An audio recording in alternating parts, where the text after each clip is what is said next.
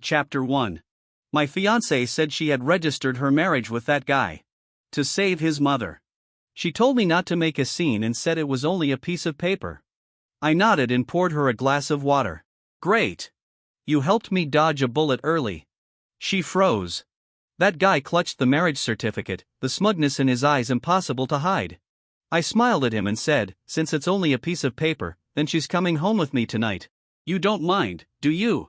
The air conditioning in the cafe was turned too low. A layer of moisture had formed on the side of the glass, sliding down the surface before dripping onto the back of my hand. I lowered my eyes and glanced at it, but I didn't wipe it away. Across from me, Willow pushed a red booklet to the center of the table.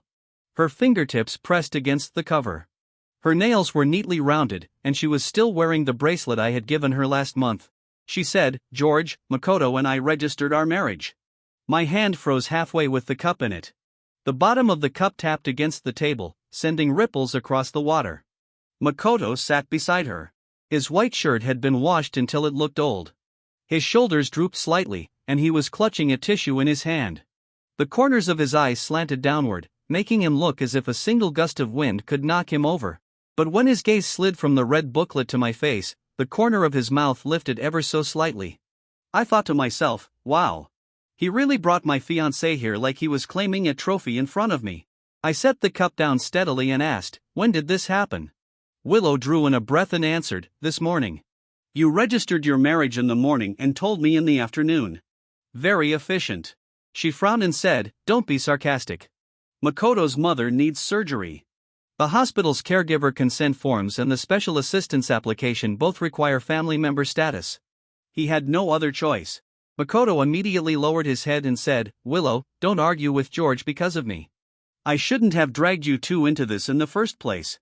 As he spoke, he moved to stand up. The chair legs scraped against the tile floor. Willow reached out and pressed down on the back of his hand. Sit down. I looked at that hand and laughed. Willow's face tightened. What are you laughing at? I'm laughing at how good you are at saving people. Anger smoldered in her eyes as she said, George, a life is at stake. Can marriage be used to save someone too? It's just a formality. Registering a marriage is a formality. A marriage certificate is just a piece of paper. Spousal status is just helping out. Willow, even your family's legal team would applaud after hearing that. She put the red booklet back into her bag, and her voice hardened.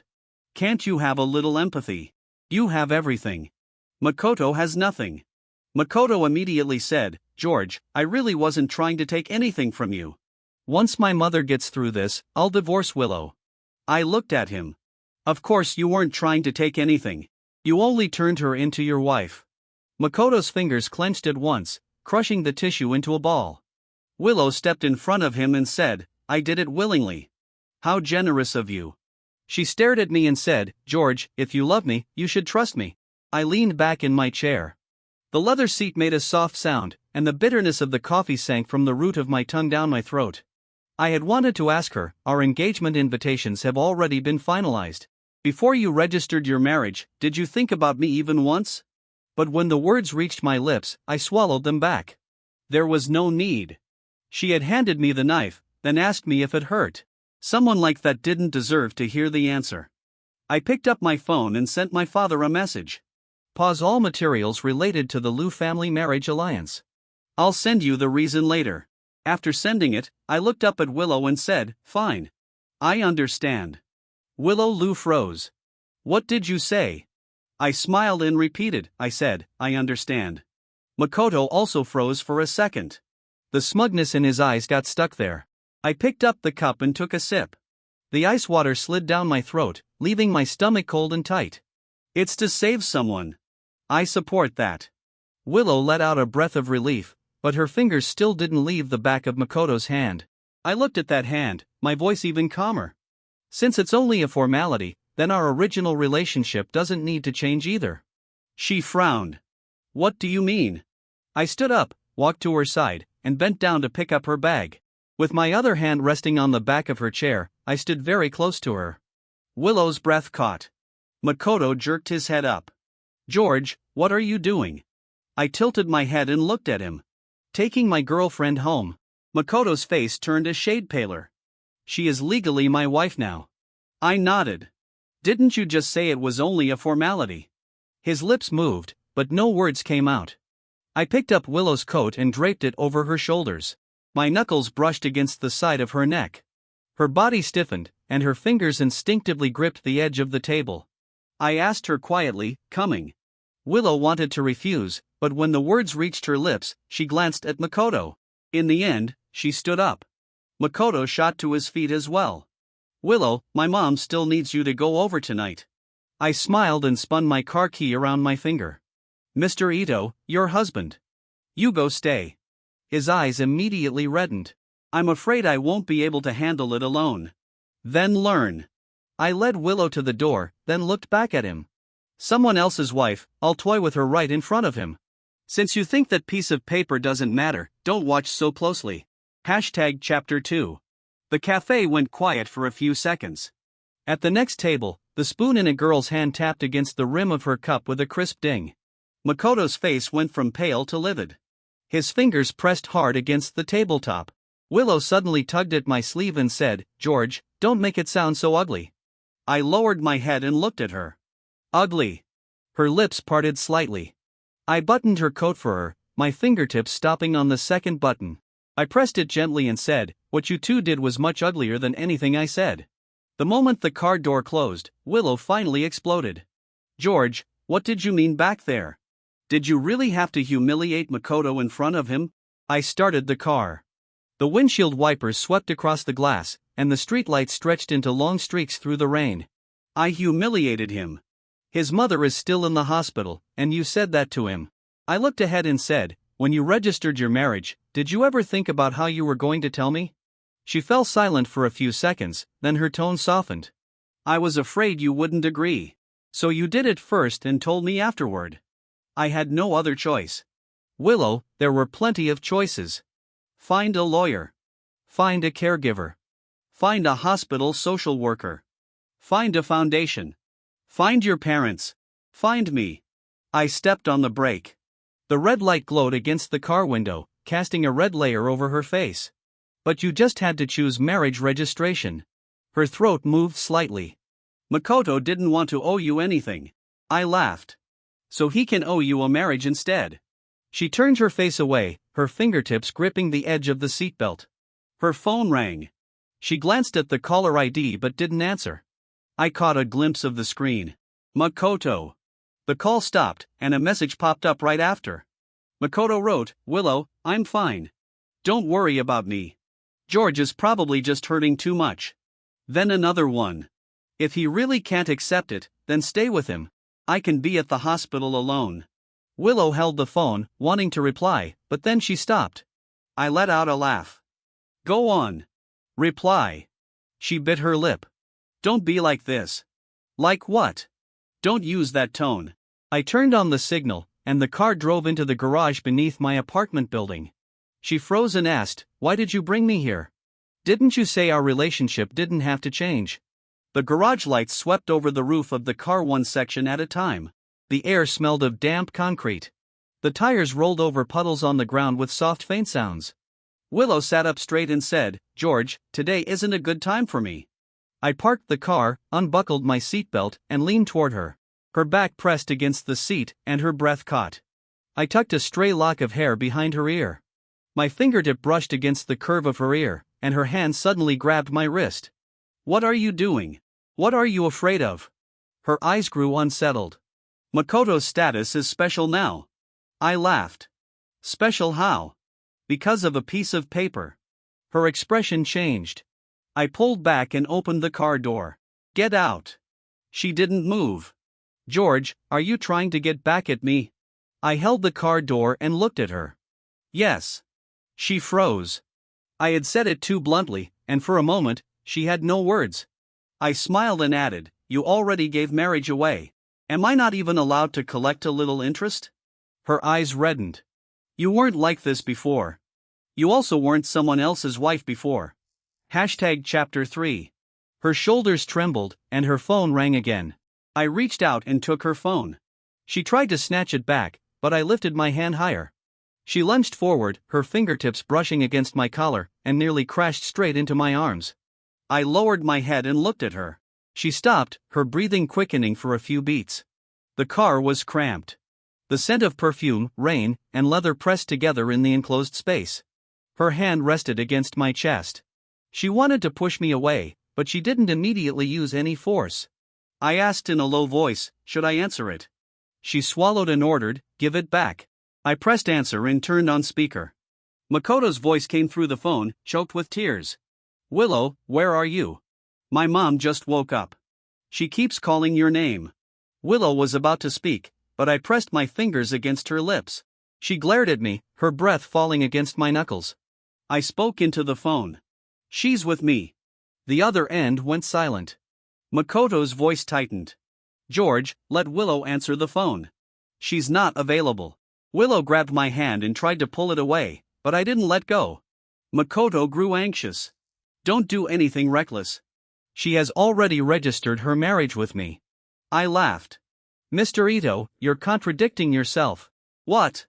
If you acknowledge this marriage, then she's your wife. Asking her to come keep her ex-boyfriend company doesn't seem appropriate. His breathing grew uneven. And if you don't acknowledge it, then stop caring where she is right now. Willow finally pulled my hand down and shouted, George. I handed her the phone. She took it, but she didn't explain anything to Makoto. She only said, I'll go to the hospital later. Makoto lowered his voice. Are you staying at his place tonight? Willow glanced at me. I leaned against the car door and raised an eyebrow. She tightened her grip on the phone. We're just going to talk things through. Makoto said, but I'm your husband. I laughed and cut in. If you're her husband, go pay the hospital bills. Don't just sit there making phone calls. A burst of noise came from the other end, as if Makoto had knocked something over. Willow hung up and turned to look at me. That's enough. Not enough. I leaned close to her ear and softened my voice. Willow, he just got the title, and he's already trying to control where you go. Do you see it now? Her lips turned pale, but she said nothing. I pulled back and opened the car door for her. Let's go upstairs. We can talk about how much that piece of paper is worth. The lights in my living room weren't fully turned on. Outside the floor-to-ceiling windows, the rain slanted down, leaving streams of water across the glass. Willow sat on the edge of the sofa, her hands clasped together. The bracelet hung beside her wrist bone, swaying slightly. When I bought that bracelet, she said she would always wear it. Now, looking at it only made my eyes sting. I took 2 bottles of water from the fridge and tossed one to her. She didn't catch it properly. The bottle rolled to her feet and bumped against the leg of the coffee table. George, let's not do this. Do what? You know Makoto and I only did this because it was an emergency. I sat across from her and asked, then tell me.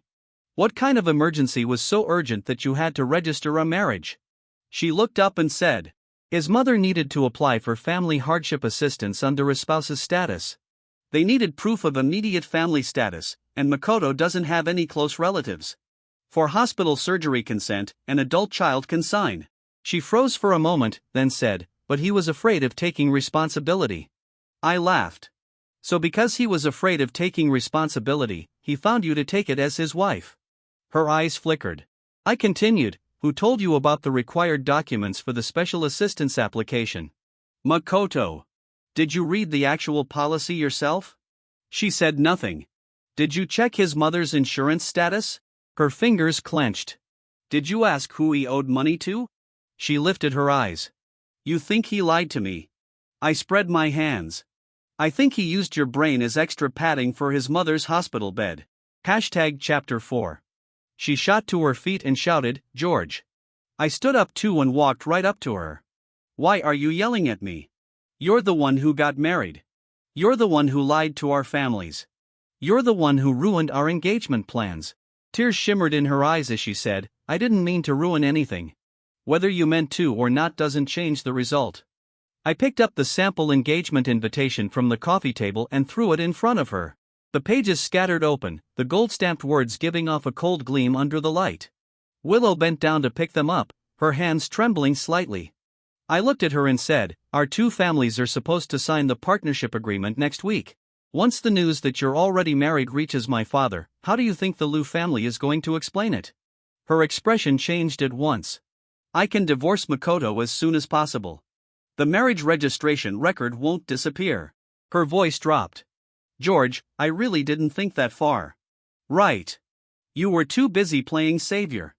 The words landed hard, and something in her eyes finally cracked. Her phone rang again. When she saw Makoto's name, she rejected the call outright. The next second, Makoto sent a photo. A hospital corridor, and 4 dim yellow lights. He was sitting on a bench, one part of his sleeve soaked wet. The caption read, I don't blame anyone. I only blame myself for being useless. Willow stared at the screen, conflict spreading across her face. I reached out and took the phone. She tried to grab it, but I lifted it high and caught her wrist with my other hand. She crashed into my arms. Our clothes brushed together, and our breaths tangled in the air. George, stop messing around. I'm messing around. I lowered my head and looked at her. Your husband is sending late-night selfies begging for comfort, and you're standing in my living room saying I'm the one messing around. She shoved me hard. Don't call him that. I laughed. Legal husband.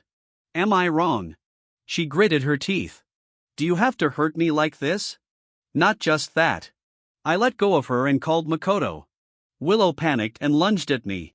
I pressed down on her shoulder and pushed her back onto the sofa. The call connected. Makoto's voice was hoarse. Willow.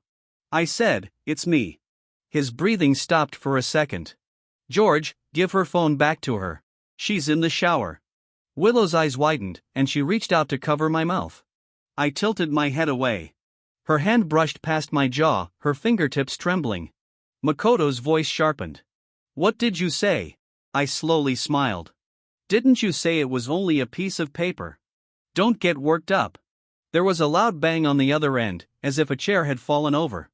Makoto lowered his voice and said, George, don't go too far. You two open that door first.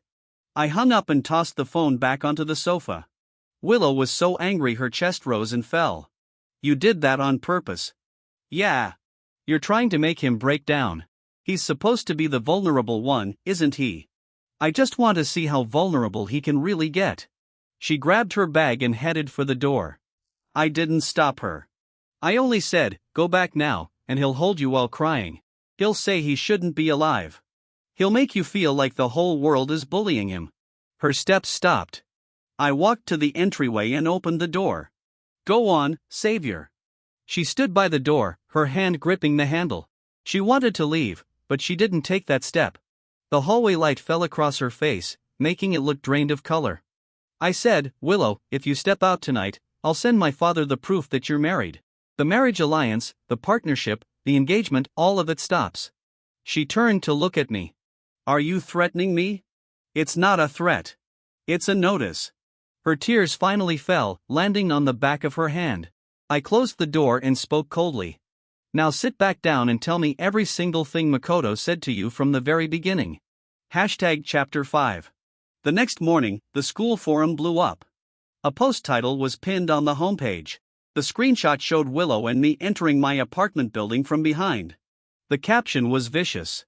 The young master of the Wang family bullies a poor student. Knowing the other guy's mother is seriously ill, he still forcibly takes away his wife. The replies kept piling up page after page. Some people called me cold-blooded. Some called Willow fickle and shameless. Others posted photos of Makoto in the hospital, saying he had stayed awake all night leaning against the corridor wall as he waited for his wife to come back. I sat by the cafeteria window, biting into a steamed bun, laughing as I read. People around me kept sneaking glances at me. Even the sound of chopsticks touching bowls grew quieter. My buddy David sat down across from me and asked, "You can still eat?" I pushed my phone toward him. "It's written pretty well. Lots of emotion." David cursed under his breath. "Makoto posted this. Most likely not him. He's not that stupid." David glanced around and asked, "Then who?" I picked up a piece of fried egg and said, "His roommate. Or one of those sympathy stands he found." The moment I finished speaking, Willow rushed into the cafeteria. She clearly hadn't slept well last night. There were dark shadows under her eyes, and her hair was tied back tightly. She slapped her phone down in front of me. "Did you see the forum?" "I saw it. Why aren't you clarifying things?" I looked up and asked, "Clarify what?" "Clarify that you really did register your marriage with him, and you really did come home with me." She choked on her words. The surrounding area fell silent. Makoto walked in from the entrance, 2 classmates following beside him. His face was pale. He was carrying a hospital payment folder in his hand, and his shoulders drooped as he walked. Yet every step still brought him straight toward us. Willow wanted to go over to him, but I reached out and caught her wrist. She struggled once and snapped, "George, let go." I didn't release her. "Sit down." Makoto stopped in front of the table, his voice so light it seemed to drift. "George, I didn't post the thing on the forum. Don't blame Willow." I laughed. "You're pretty good at assigning responsibility." He lowered his eyes and continued, "I know you look down on me, but my mom really needs someone to take care of her. I can't lose Willow." People around us started whispering. I swallowed the steamed bun and wiped my hands with a napkin. "Makoto, has your mother's hospital deposit been paid today?" He froze. "What?" "As her husband, you should know the family finances, right?" Makoto's expression tightened. "I'm trying to figure something out. And that something is making Willow pay for you." Willow frowned and said, "I lent him the money willingly." I turned to look at her. "Where's the IOU?" She went silent. I looked back at Makoto and asked, "No IOU means it's not a loan. So is it marital living expense?" Panic flashed through Makoto's eyes. "I'll pay her back." I picked up my phone and went on, "Then write an IOU now. 376,000. Hospital deposit, examination fees, caregiver fees, notarization fees for the assistance documents. Write every single item down." Makoto's lips turned pale. "George, why do you have to force me in public? When you people posted on the forum, didn't you also enjoy making things public?" One of the classmates beside him spoke up. "George, his mother is seriously ill. Just because you have money doesn't mean you can bully people like this." I smiled at him. "What's your name?" He froze for a second before saying, "Martin." "Fine, Martin. Since you're so loyal, why don't you act as the guarantor for this IOU?" He immediately shut up. A few quiet laughs sounded around the cafeteria. Makoto's hands started to tremble. I took a printed template out of my bag, slapped it onto the table, and handed him a pen. "Aren't you her husband? A husband has to take responsibility. Don't just enjoy the title." Makoto didn't take the pen. His eyes slowly reddened. "Willow, I really didn't think George would humiliate me like this." Willow looked at me, then at Makoto. In the past, she definitely would have rushed to protect him at once. This time, she only said, "Makoto, the money really should be written down clearly." Makoto froze completely. I smiled in satisfaction. See? The savior's halo was starting to flicker. Makoto lowered his head, his fingers gripping the payment folder so tightly that the paper bag split open. He took the pen. When he reached the amount, the pen tip scratched through the paper. I leaned down and looked at him. "Don't shake, legal husband." He suddenly looked up, and a trace of hatred finally leaked from his eyes. I winked at him. "Don't be scared. I'm just helping you get into character." Chapter 6. After the IOU was written, the forum didn't calm down. Instead, it got even hotter. A new post claimed that I had forced the family of a seriously ill patient to sell themselves to pay off a debt, that Willow was being controlled by me, and that Makoto was enduring humiliation for his mother's sake. I opened the comments and saw rows of people lining up to curse me out. David was so angry he wanted to find someone to trace the posting account. I stopped him. "Don't rush. Don't rush. Your reputation is almost completely ruined. A little ruined is good."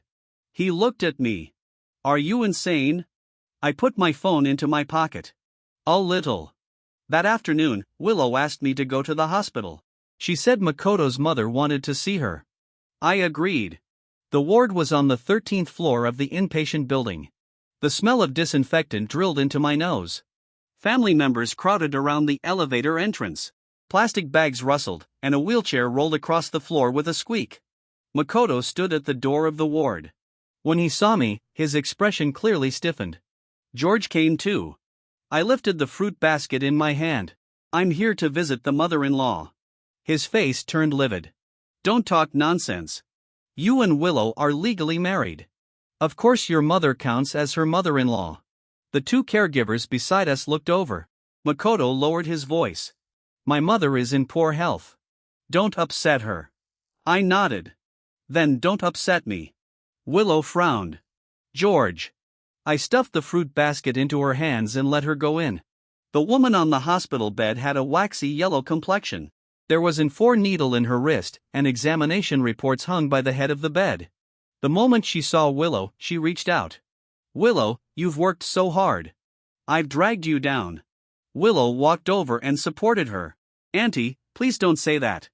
The woman's tears fell at once. Makoto has had such a hard life. Meeting you is his blessing. I stood at the foot of the bed and watched as Makoto's mother quietly moved her other hand toward the side of the pillow, trying to stuff a payment slip under the blanket. I smiled. Auntie, let me see that payment slip. Makoto's mother froze. Makoto immediately stepped in front of her. George, why are you checking that? To see exactly how miserable you all are. The ward fell silent. Willow looked at Makoto and said, let him see it. Makoto didn't move. I reached out, but Makoto's mother clutched the slip tightly, her knuckles turning white.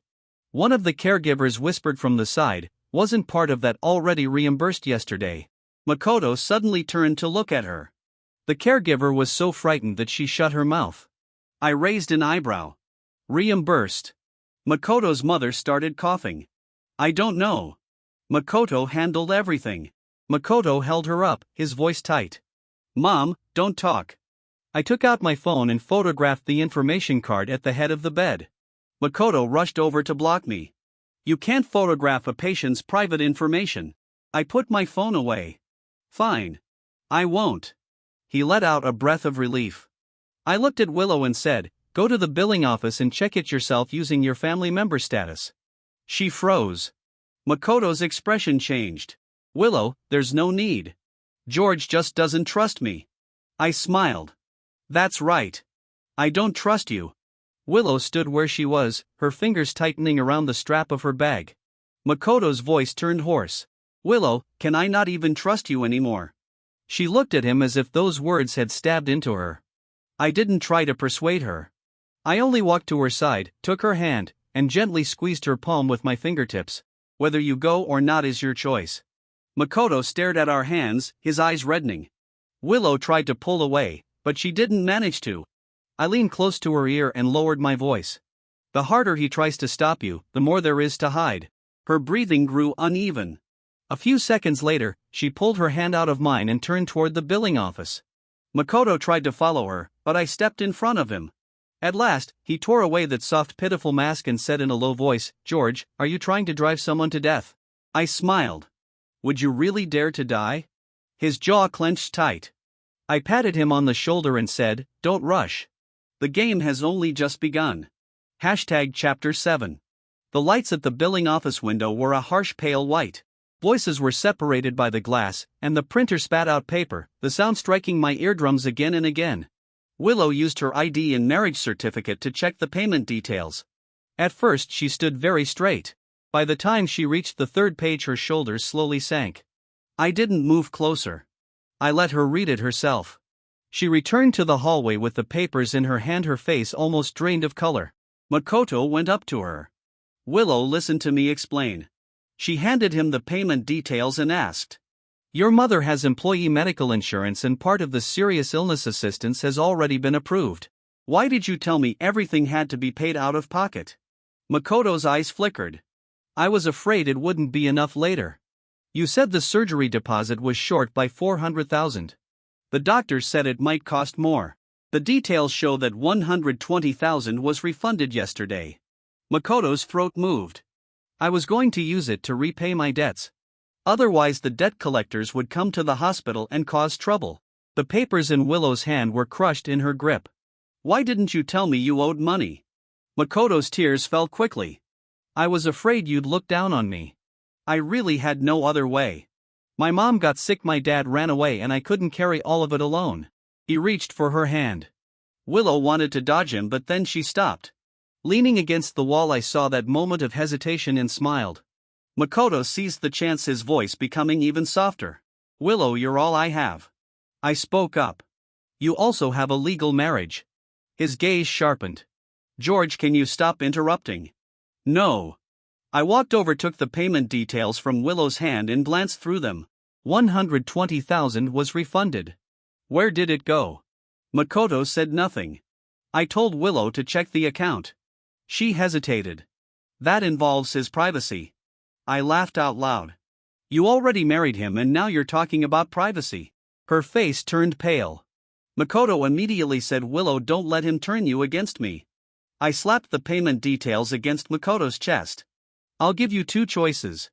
Either you say it yourself or I'll have a lawyer go through the proper channels to investigate. He gritted his teeth. On what grounds? On the grounds that you owe Willow $376,000. You wrote the IOU this morning. Makoto's lips trembled. At the other end of the hallway, Makoto's mother came out while holding onto the wall. Her face still looked sickly, but her shout was sharp. Stop forcing my son. Just because you're rich, does that mean you can trample poor people into the ground? Several family members gathered around. Makoto's mother clutched her chest and started sliding downward. Makoto quickly supported her. Mom! Someone in the crowd raised a phone. Willow's expression changed and she shouted, don't record. Makoto's mother cried out, Willow, if you regret this, then leave. I won't drag you down. But you can't let an outsider humiliate Makoto like this. As soon as she said that, everyone's gaze fell on me. I slowly raised my phone. Makoto was startled. What are you doing? I pressed play. From the recording, the caregiver's words in the ward came through clearly. Wasn't part of that already reimbursed yesterday? Then came Makoto's lowered voice. Mom, don't talk. The hallway went silent. Makoto's mother's crying got stuck in her throat. I turned off the recording and smiled at the onlookers. Keep recording. Don't stop. The auntie who had raised her phone earlier silently lowered it. Willow looked at Makoto, her voice very soft. How many more things have you lied to me about? Makoto's eyes were completely red. He suddenly turned to me. You forced me into this. If you hadn't kept targeting me, why would I be so afraid? I clapped. The sound was crisp and piercing in the hallway. Nice blame shifting. I walked closer and looked down at him. Too bad you missed your target. Makoto's tears hung from his chin and his whole body was shaking badly. I smiled and said, next time you try to fight back, remember to bring something real. Chapter 8. Makoto didn't disappoint me. 2 days later, he released screenshots of a chat. In the screenshot, I had supposedly sent him a message, your mother is dead and you still don't deserve Willow. The fake was crude, but the emotion was enough. The forum blew up again. Someone edited my photo into a black and white memorial portrait and posted it online just to curse me. After David saw it, he was so angry he actually laughed. People believe this. I said, of course they do. People only believe what gives them an excuse to attack. When Willow came to find me, she was holding the screenshot in her hand, her face ashen. She asked, did you send this? I leaned against the edge of the basketball court. Sweat slid down my neck, my sneakers pressed against the rubber ground and heat steamed up from the surface. I wiped my hands with a towel and asked, do you want it to be true? Her eyes trembled. I don't know. I nodded. Then let's just say it is. Her breath caught. I threw the towel into my bag and walked away. She chased after me and explained, George, that's not what I meant. I stopped and turned to look at her. Willow, you've already believed him once. She tightened her grip on the screenshot. But that sentence is too vicious. So you think I'm capable of saying it? Her lips moved. I smiled. Fine. Her face turned even paler. Don't smile like that. What else should I do, cry for you? I kept walking forward and she followed me. The hallway smelled of freshly mopped floors and our shoes made squeaking sounds against the damp surface. I took her to the school's network center. David was already waiting there. Beside him stood the counselor and a teacher from the IT department. Willow froze. I handed my phone to the teacher. Please help us with this. The teacher pulled up the back-end login records, then opened image forensic software. The screen showed signs of the screenshot being spliced together. The timestamps were misaligned and there were compression artifacts around the edge of the profile picture. The counselor frowned. This image is fake. The paper in Willow's hand slipped to the floor. I didn't look at her. I only asked the teacher, what about the posting account? The teacher pointed at the screen. Same dorm network. The login device was Makoto's computer. A sound came from the doorway. Makoto stood there, the expression on his face not yet tucked away. Behind him were two classmates. They had probably come to watch me get exposed. Now all of them were frozen at the door. The counselor said in a deep voice. Makoto, explain this. Makoto's eyes reddened quickly. Teacher, someone else used my computer. I didn't know. I smiled. Don't rush. I took out a printed document and handed it to the counselor. This is notarized evidence preservation done by my lawyer. Last night that same account uploaded an audio clip. The IP address, device, fingerprint and browser cache are all in here. Every bit of color drained from Makoto's face. Willow looked at him and asked, it really was you? Makoto shook his head and argued, no, Willow, believe me. Martin used my computer to post it. He said he couldn't stand George and I couldn't stop him. Martin, who was standing behind him, turned green. Makoto, don't talk nonsense. Makoto turned and shouted, if it wasn't you, then who was it? You were the one who said yesterday that you wanted to help me get even. Martin grabbed him by the collar and demanded, you were the one who asked me to bump the thread for you and now you're dumping it on me. The two of them started pulling at each other. A chair was knocked over and its metal legs scraped against the floor, the sound piercing enough to hurt the ears. The counselor slammed the table. Enough. Willow stood where she was, her fingers trembling. I walked over, picked up the fake screenshot she had dropped on the floor and stuffed it back into her hand. Keep it. She looked up, her eyes full of panic. I said, this is the second time you chose him. She tried to grab my sleeve. I stepped aside and avoided her hand. Her hand stopped in midair, then slowly fell back down. Chapter 9. The school gave Makoto a disciplinary warning, issued a public criticism against Martin, and locked the forum thread before deleting the images. But I had no intention of stopping. Because I still hadn't dug out the real reason Makoto had registered that marriage. I had my lawyer investigate the assistance application process and discovered that Makoto had submitted a spousal joint hardship certificate. In it he claimed that Willow had no fixed income, that her family refused to provide support, and that both husband and wife were deeply in debt. When Willow saw the document, her face turned livid. I never signed this. I pointed at the signature line. The handwriting imitation is pretty good. She picked up the paper, her fingertips lingering on her own name for a long time. He used my identity to apply for money. Not just that. I turned to the next page. He also applied for the Alumni Charity Fund. His reason was that his newlywed wife was being harassed by her wealthy boyfriend and the mental stress made her unable to work part-time.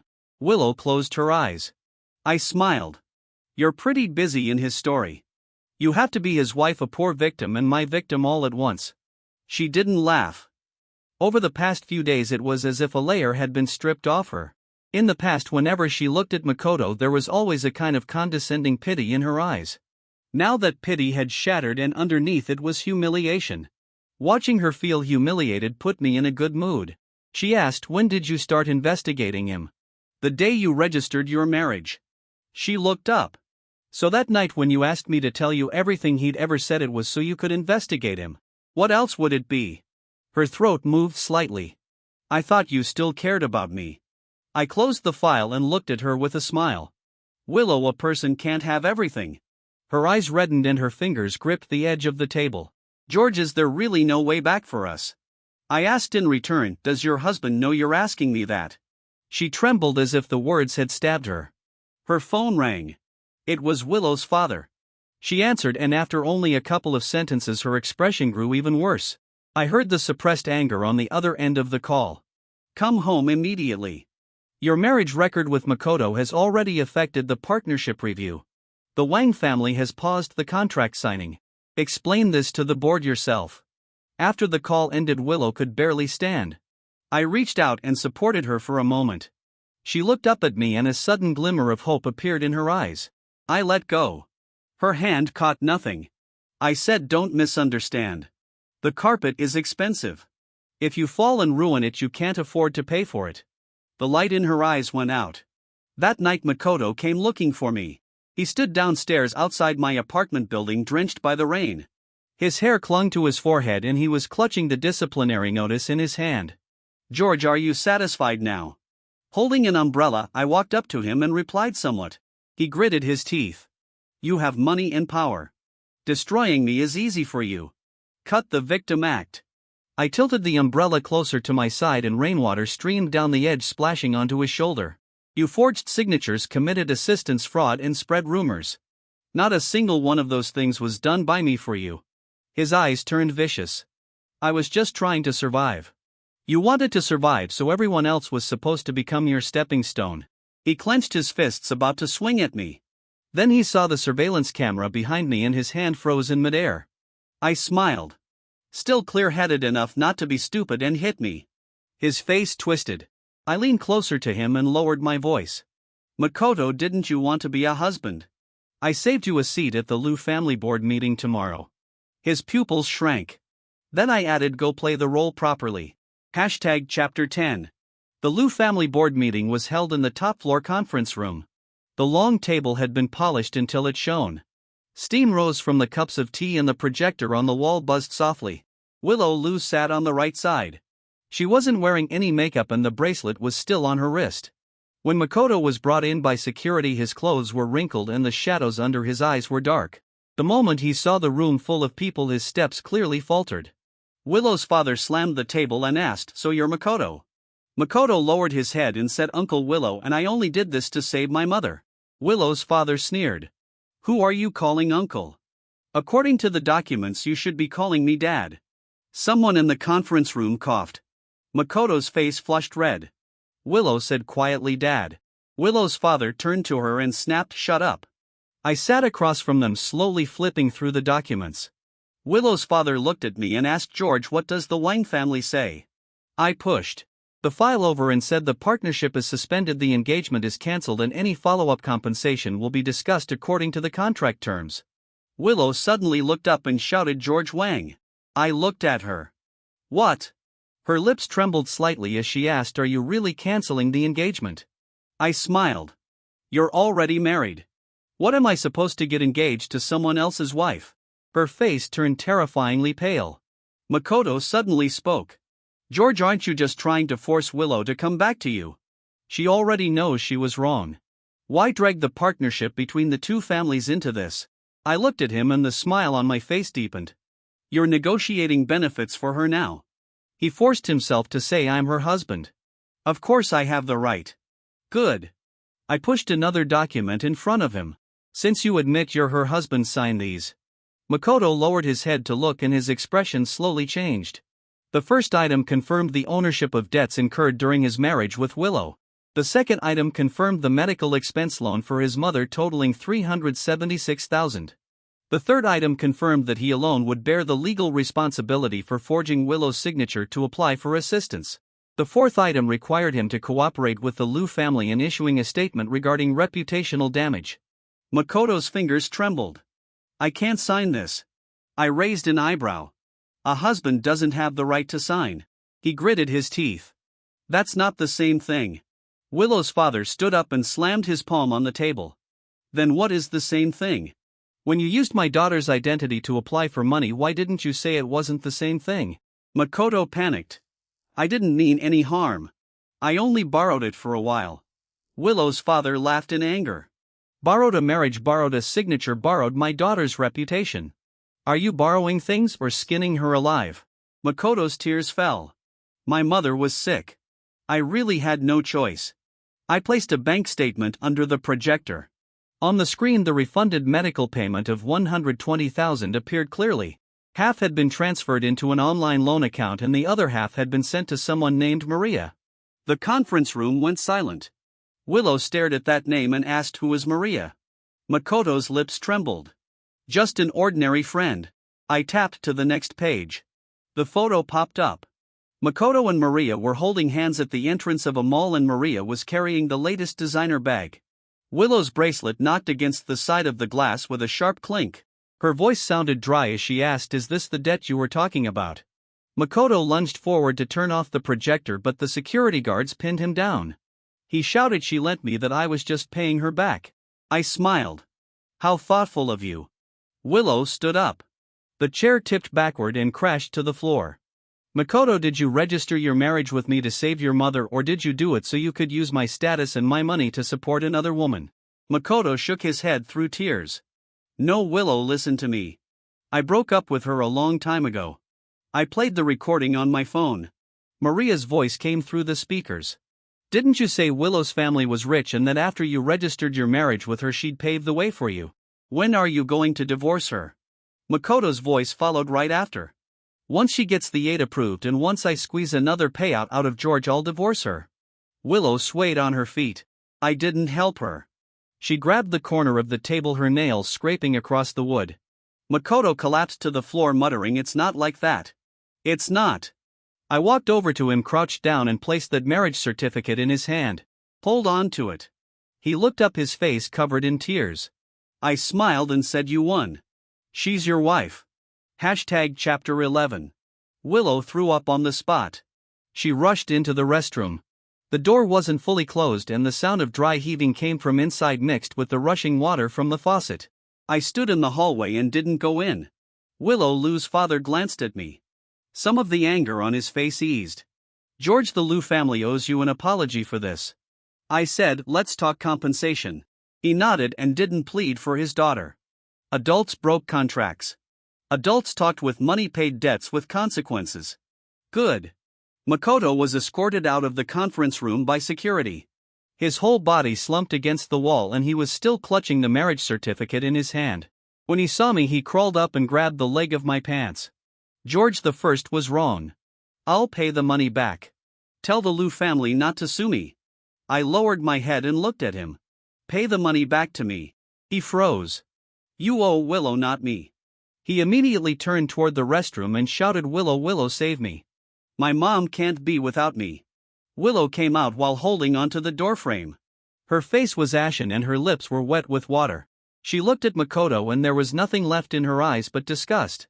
Makoto crawled toward her and begged, "Willow, we'll get divorced. I'll do it right away. Just don't hold me accountable, okay?" I laughed. "Now you want a divorce." He clutched the marriage certificate, his fingers trembling nonstop. "I don't want it anymore. I really don't want it anymore." "No." He froze. I crouched down and looked into his eyes. "This piece of paper isn't something you can take when you want it and throw away when you're done." His teeth chattered as he asked, "What do you want?" "Follow the legal process." Willow spoke, her voice so hoarse it grated against the ears. "For forging my signature, defrauding assistance funds, and maliciously spreading rumors, I will call the police and I will sue." Makoto looked up at her as if he were seeing her for the first time. "Willow, you can't do this. My mom is still sick." Willow's shoulders trembled, but she didn't back down. "Your mother's illness is real. But it's also true that you used her as a weapon." Makoto's eyes changed at once. He suddenly lunged forward and grabbed the hem of her skirt. Willow stepped back, but she lost her balance. I reached out, pulled her back, and drew her behind me. Makoto missed and slammed his forehead into the corner of the wall with a dull thud. Blood immediately seeped out from his brow bone. He covered his forehead and sat on the floor, letting out broken, quiet sobs. Security stepped forward and pinned him down. He struggled and shouted, "George, this is all your fault. If you hadn't investigated me, I wouldn't have ended up like this." I looked at the blood on his forehead as it ran down his face and dripped onto the cover of the marriage certificate. "Makoto, you really should thank me." He panted heavily. "I said the most respectable thing you'll ever have in this life is this certificate." He broke down completely. He grabbed the marriage certificate and smashed it onto the floor, then threw himself forward to pick it back up. Over and over he muttered, "Divorce. I want a divorce. I don't want it anymore." Everyone in the hallway was watching him. Martin, who had once spoken up for him, stood by the elevator with his head lowered, not daring to come over. Willow watched the scene, her body growing stiffer and stiffer. I let go of her. She turned back to look at me, tears falling hard. "George the First, no, I have no right to beg you, but I really know I was wrong." I smiled faintly and said, "You really don't have that right." She reached out as if to grab my sleeve, but her hand stopped in midair before slowly falling back down. I turned and went back into the conference room to continue discussing compensation. Before the door closed, I heard her crying in the hallway. She kept her voice very low, the sound broken and uneven. I didn't look back. Chapter 12. Makoto's punishment was upgraded. The forged signature and fake documents involved fraudulent assistance claims. The school cooperated with the investigation. The charity fund recovered the money, and the hospital also submitted a statement explaining the situation. He wasn't sentenced to some world-ending punishment. Reality wasn't a stage play. Each charge had to be verified and every piece of evidence had to go through the proper process. But for someone like Makoto, it was enough. He was suspended from school. His debt entered civil litigation. His reputation rotted away on campus. Maria sold their chat records to a forum blogger, then blocked him. On the day Makoto's mother was discharged, she slapped him in front of the hospital. I saw it from inside the car. She cursed. You said the Liu family would give us money. You said the Wang family wouldn't dare make a fuss. Now the money is gone and the debt collectors are watching the house too. You've ruined me. The wound on Makoto's forehead was still covered with gauze. The slap knocked his face to the side. He didn't hit back. He just stood there, his eyes terrifyingly empty. The debt collectors didn't stage some dramatic street chase. They simply sued according to procedure, froze accounts, and collected lawful debts. But Makoto couldn't take it. He used to get sympathy by crying. He used to gain resources by kneeling. Now everyone was making him sign papers, repay money, and take responsibility. That hurt worse than beating him. When Willow came to find me, I was packing up my apartment. She stood at the door holding a box in her arms. Inside were the bracelet, the ring, the scarf I had given her, and the wedding planning booklet she had flipped through so many times it had grown worn. She said, "I'm returning these to you." I glanced at it and said, "Throw it away." Her fingertips trembled. "You don't even want to look at them. They're dirty." Her tears fell at once. I walked around her and continued packing. She followed me inside, her voice shaking. "George, I've already filed for divorce from Makoto. An annulment may not work and the lawyer said we can only go through the divorce process. I'll clean up everything." I placed a book into a box and asked, "Why are you telling me this?" Her breathing grew uneven. "I want to start over." I stopped and looked at her. For a second her eyes lit up, but that light was quickly extinguished by my smile. "Willow, if you want to start over, go find your husband, your lawyer, or a therapist. Don't come to me." The last trace of color drained from her face. "At the time I really only wanted to save someone. You saved someone by sacrificing me." She shook her head. "No. It doesn't matter whether you did or not." I picked up the wedding planning booklet and turned to the last page. Her handwriting was there. "George, please take care of me for the rest of our lives." I looked at it for 2 seconds, tore the page out and threw it into the trash can. Willow rushed over, wanting to pick it up. I pressed down on the lid of the trash can. She looked up at me, tears hanging from her chin. I said, "Don't pick it up. Your hands will get dirty." She knelt on the carpet, her shoulders trembling, and a sob forced its way out of her throat. I walked around her and carried the last box out the door. When the elevator doors closed, she was still sitting there holding that box in her arms, staring at the trash can as if someone had pulled all the bones out of her body. I pressed the button for the first floor. The elevator descended, the numbers changing one floor at a time. There wasn't a trace of softness in my heart. Only one thing felt satisfying. She finally knew that paper could cut. Chapter 13. On the day of the divorce hearing, I had no intention of going. Willow sent me a lot of messages, but I didn't reply to a single one. In the end, David sent me a video. At the courthouse entrance, Makoto was wearing a wrinkled coat. The gauze on his forehead had been removed, leaving behind a faint scar. He stopped Willow, clutching a photocopy of the marriage certificate in his hand, crying so hard his features twisted together. "Willow, let's not get divorced. I was wrong. From now on I'll listen to everything you say." Willow stepped back and said, "Move. My mom still needs money. I've been suspended from school now and I can't find a good job. You can't just abandon me." She looked at him and asked, "On what grounds am I supposed to take care of you?" Makoto froze. "I'm your husband." Willow laughed once, but her smile looked worse than crying. "So you finally remember." The lawyer beside her signaled the security guards. Makoto suddenly dropped to his knees and hugged her leg. "I don't want to pay compensation. I don't want to go to jail. I'm begging you, withdraw the lawsuit. I'll pay back the assistance money slowly. Don't force me." Willow lowered her head and looked at him, her fingers gripping the strap of her bag tightly. I thought she was about to relapse into that old savior complex again. But in the video she lifted her foot and kicked his hands away. "Makoto, I saved you once and I almost ruined myself in the process." Her voice was hoarse, but it didn't tremble. "From now on, whether you live or die has nothing to do with me." Makoto collapsed onto the ground and started shouting incoherently. He shouted that she had no conscience, that George had ruined him, that his life was miserable. The security guards dragged him away. One of his shoes fell off and the bottom of his sock scraped against the ground, turning gray and black. He reached for the fallen photocopy.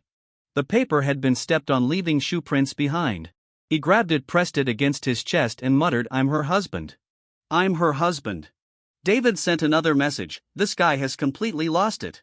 I replied, serves him right. That night Willow came to my new place. I didn't know how she had found the address. The doorbell rang 3 times before I opened the door. She stood outside without an umbrella, her hair soaked through rainwater dripping down her chin. She said, George, we still have to wait for the divorce judgment, but the court has already accepted the case. I'll repay all the losses your family suffered. I leaned against the doorframe and asked, and then? She looked up and said, and then I wanted to apologize to you in person. Go ahead. She clenched her hands and said, I'm sorry. I nodded. I heard you. Then I prepared to close the door. She hurriedly reached out to stop it. The edge of the door caught her fingers and she sucked in a breath from the pain, but she didn't pull her hand back. George the first really know I was wrong. I lowered my eyes and looked at her pale fingers.